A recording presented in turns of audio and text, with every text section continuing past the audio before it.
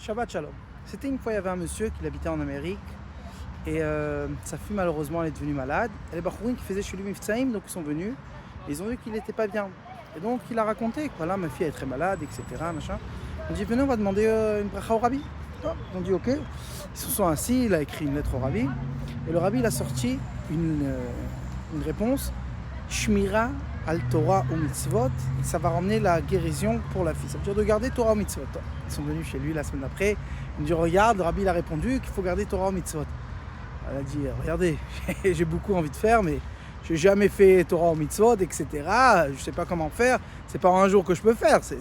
Je veux que ma fille elle va guérir, mais ils ont dit alors écris ça au rabbi. Il a réécrit encore une fois au rabbi tout ce qu'il vient de dire.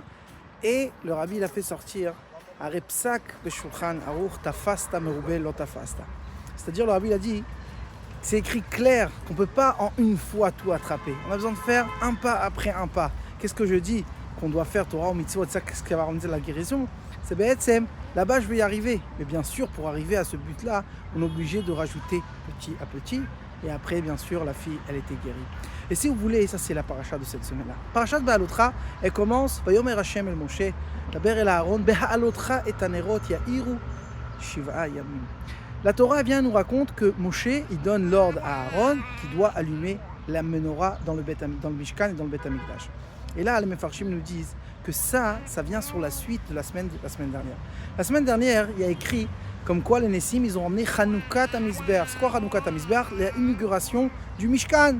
Donc chacun, il a ramené un grand korban, etc. Aaron, c'est le seul qui ne l'a pas ramené. Il a vu ça, il a fait une jalousie, il a dit « Pourquoi ils ont mérité et moi je n'ai pas mérité ?»